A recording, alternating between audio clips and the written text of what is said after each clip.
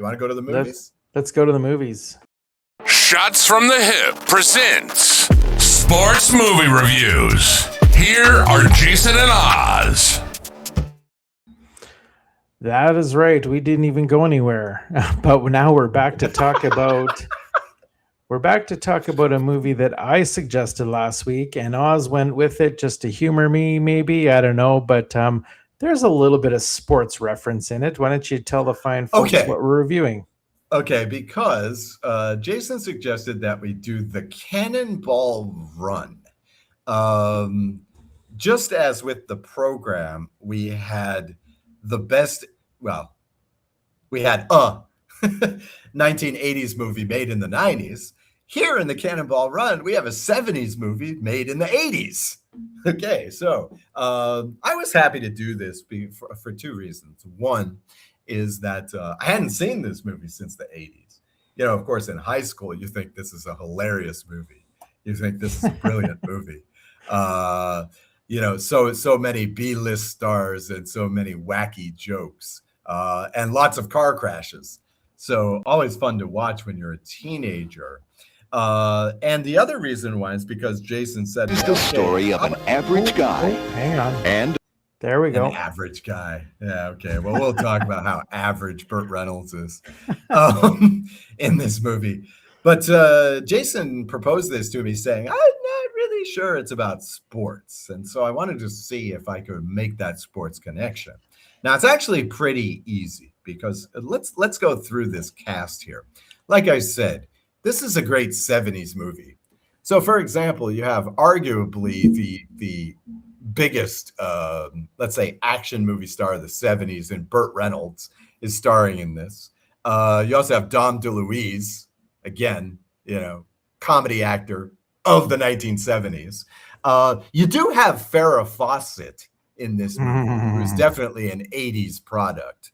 But as evidenced by this, she did start in the 70s. But in this movie, 1981, she's already got the classic 1980s hairdo. So maybe Farrah was a bit ahead of her time here. You also have the James Bond of the 1970s, Roger Moore, in this movie, playing a very strange part, which I'll talk about in a bit. Very strange situation here. You have Dean Martin and Sammy Davis Jr. Now, of course, these guys have been buddying up since the 60s. But I would argue that Sammy Davis's high time was in the 70s. This is when he seemed to have most of his radio hits in his career. Who else do you have? You have Adrienne Barbeau, who was in that classic film, The Swamp Thing. You also have, you want the sports connection, we also have Terry Bradshaw, you know, maybe quarterback of the 70s. You know, blink and you'll miss him. I mean, Bradshaw does not get much screen time. He's matched up with Mel Tillis, who was a great country star of Repeat After Me, the 1970s. And finally, you have, not finally, but you also have Jamie Farr, of course, who was one of the breakout stars of MASH, you know, one of the great 70s sitcoms. And right on cue, there he is on screen. Right, there you go, Jamie Farr. Interesting trivia question is Jamie Farr is the only character to appear in all three Cannonball Run films. And then finally, you have the international superstar of the 1970s, Jackie Chan. Okay, and I'll talk about each of these in just a moment. Of course, the main theme of the Cannonball Run was this was based on a true story, believe it or not. And in the history section, you will be shocked at how much of a true story this is based on. Nice. The movie is written by Brock Yates. Now, I don't often talk about the screenwriter, shame to me, about these in these movie segments. But yeah, I'm not going to say too much about Brock Yates. Just remember the name. Okay. All right. So basically, the story is about the Cannonball Run, which was a series of races in the 1970s. Cross-country races, sort of really freewheeling, everything goes kind of races. One of the main points of this movie is just about the lawlessness of the whole situation. You know, this is done on regular American highways. with no regard to speed limit or apparently drunk driving laws and other situations there. Now, each of these racing teams is hardly a serious racing team. A lot of the comedy is coming from, the wacky things, the wacky tactics that these drivers employ on the way there. For example, Burt Reynolds and Dom DeLuise figure it's a great idea to use an ambulance in this race. Excellent idea, because of course you just turn the sirens on. Hey, free pass through suburban areas, free pass on the highways. We got to get this guy to the hospital. Somewhere along the way, they pick up Farrah Fawcett Majors as a passenger. She's ostensibly playing the patient, which rarely comes into play in this movie. But hey, it's Farrah Fawcett Majors. We signed her to this movie. Unfortunately, man, what a terrible character. Just incredibly vapid and, just like really just not exactly a win for blondes. Let's put it that way. And stereotypes of blondes.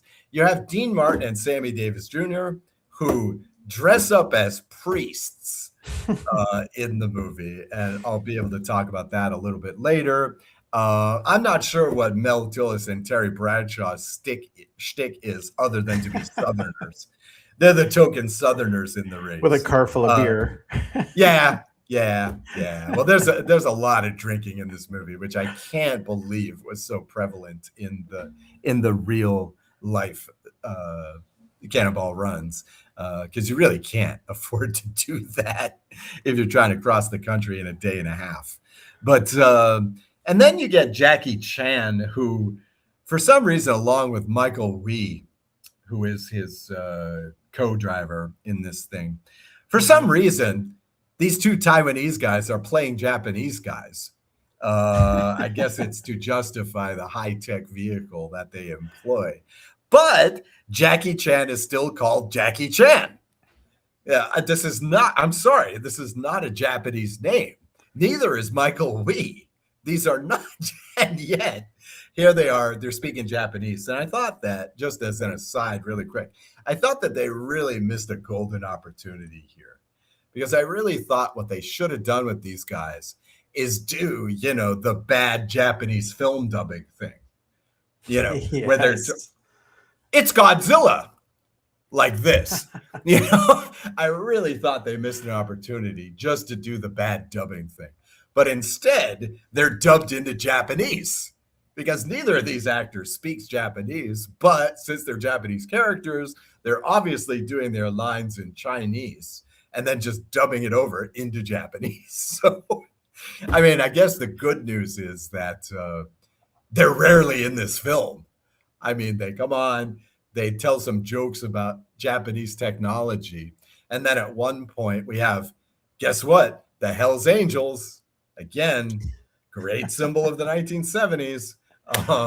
They have a big fight between many of the drivers and the Hells Angels. I forget what the impetus was for that, but no matter, Jackie gets to do some martial arts. The oddest one of all is the Roger Moore thing. Right? Because ostensibly we're told that Roger Moore is not actually Roger Moore. He's some Jewish kid that wants to be Roger Moore. And yet by the same token, he sounds like Roger. He talks like Roger. He makes plenty of Bond references. In this movie, he ends up driving with 5 different women, all of which look like Bond girls. He's got the Aston Martin from Britain. He's driving on the right side, of the car. And he even introduces himself as Roger Moore. Plus, you get the James Bond theme music behind him. So this was really, I mean, of all the strange things in this movie, that was probably the strangest. Is this guy Roger Moore or not? Is he James Bond or not? Or is he just some Jewish kid? I was Who confused. knows? But I mean, I'm not going to nitpick this movie because this movie is not about logic whatsoever. It's not about straightforward comedy, very broad kind of comedy. Yeah, there are a lot of jokes that wouldn't fly these days, either for reasons of sophistication or political correctness / wokeness. A bit too many jokes based on the proctology doctor riding with Burt and Dom. But I was surprised. It's definitely a unique film in American history. Not unique in the fact that it's one of these large ensemble casts. This was another feature of 70s movies, both in dramatic films like Towering Inferno or Airport, if you remember these movies, where it's just like a million stars in a big epic disaster film. Or also in comedy with stuff like It's a Mad World or The Magic Christian. Movies like this where you just have, 87 stars having these tiny little parts in the movie. So it's not unique in that sense, but it's definitely unique in that it captures this very singular experience in 1970s America. So I don't know. It's worth a look as a cultural artifact. I don't think it's going to be on anybody's top 10 films list. Maybe not even top 10 driving films list. But it's an interesting little cultural artifact, which becomes much more interesting, as you will see in the history segment later on in the show. But what were your impressions of the movie? Of course, you've seen it before. So what were your impressions on a rewatch now?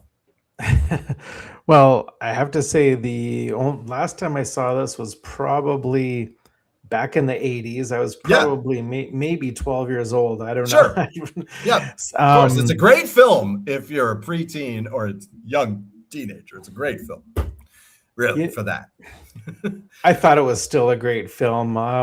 It starts with the opening chase scene during the opening credits.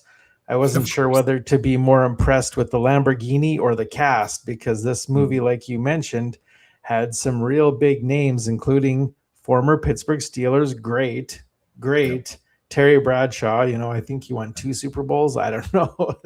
Four did he win ultimately. 4? I think 2 going into this movie, maybe 3, because I think 81 was the third one against the Cowboys again. And then he ultimately won 4. Yeah, oddly enough, going back and rewatching this movie, I had actually forgotten or didn't even know Terry Bradshaw was in this movie because, of course, back when I was, 10, 12 years old, I had no clue who Terry Bradshaw was. So I wouldn't have even known him to see him in the movie that many years ago. But rewatching this plus, again, he gets like 7 minutes of screen time, maybe. Maybe. With good old Mel Tillis. Mel Tillis, yeah. Oh man. Playing up the stutter for laughs. This would not play. This would not play nowadays. I think 90% of this movie wouldn't play these days. They wouldn't get away with a lot of this. You mentioned the word lawlessness, which, I mean, this movie is a classic example of how comedy movies and television shows were done back in the 80s. Yep. Dukes of Hazzard, Smokey and the Bandit, the A-Team, they were all television shows and movies about lawlessness mixed in with comedy. Quick and witty one-liners were, aplenty in this movie. My favorite scene, I think, out of the whole movie has to be when Sammy Davis Jr. and Dean Martin are talking about God being their co-pilot. Yeah. He says, God is our co-pilot. Remember, our car, it only has 2 seats. Where's he going to sit? Yeah, well, Dean Martin is doing his shtick where, he's drunk all the time.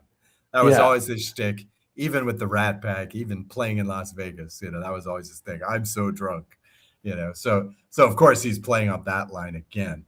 And was Sammy, it a shtick? Oh yeah. Well, yeah, that's always the question, right? He did it so well that you had to wonder, how blasted is this guy really? And it's funny too because Sammy is keeping up with the actual drinking in this movie, but Sammy is never drunk. in this movie. He certainly doesn't No. play it drunk in this movie. So I thought Sammy Davis was pretty charming.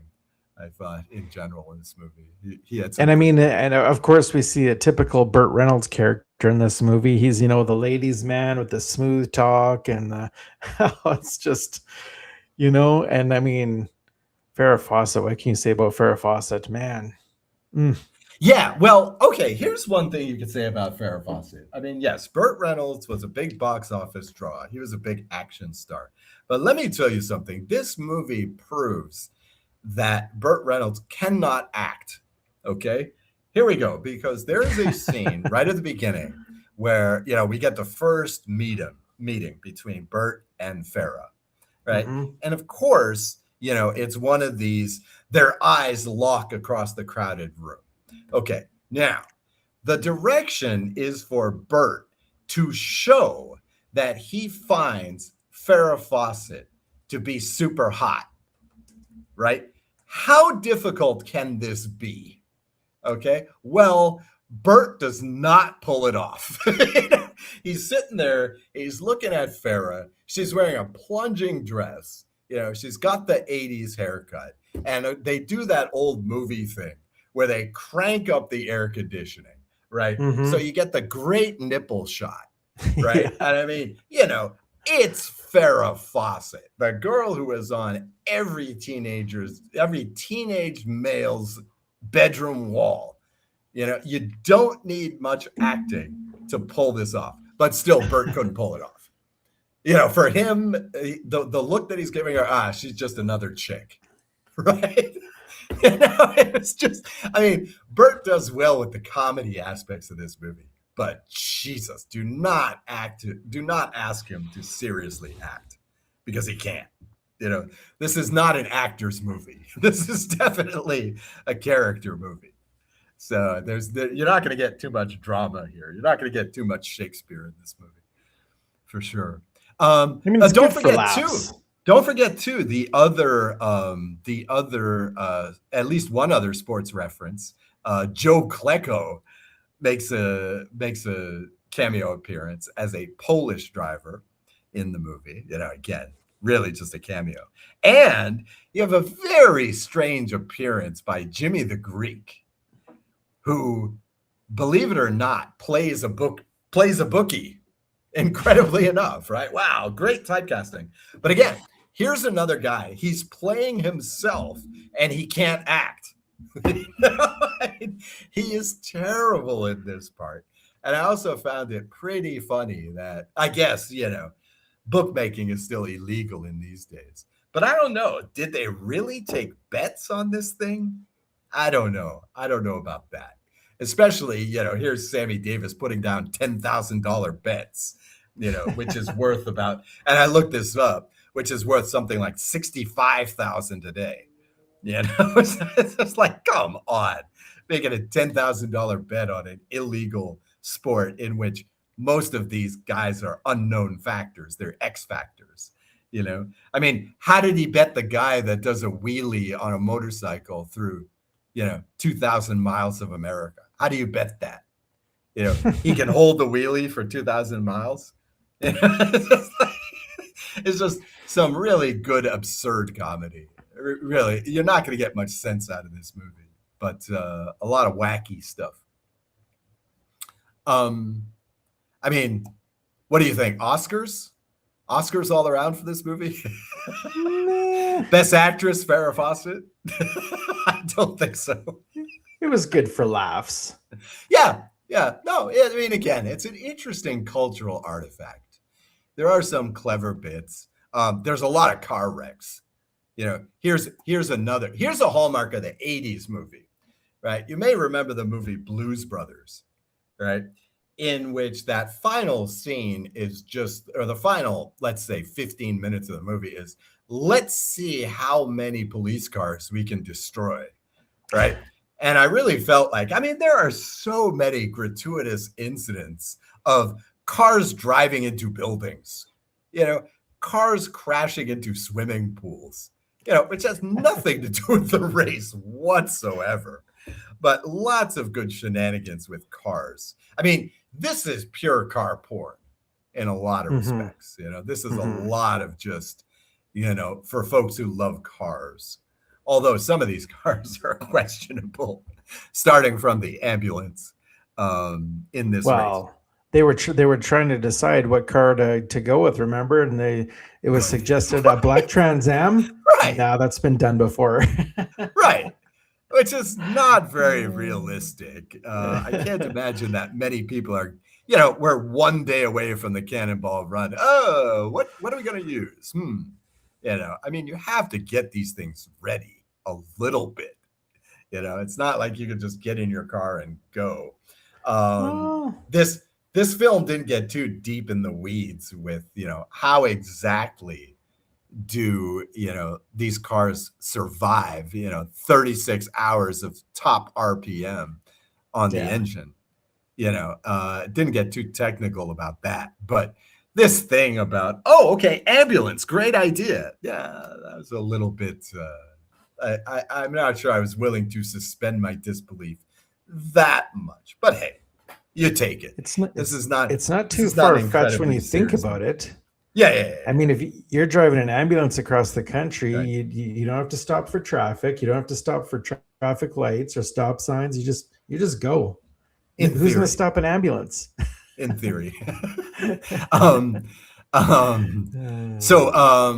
In theory, but again, like you would have planned for this. You would have planned a bit at a time. But okay, I'm not sure I would give this a thumbs up per se. Maybe like a 3/4 thumbs up.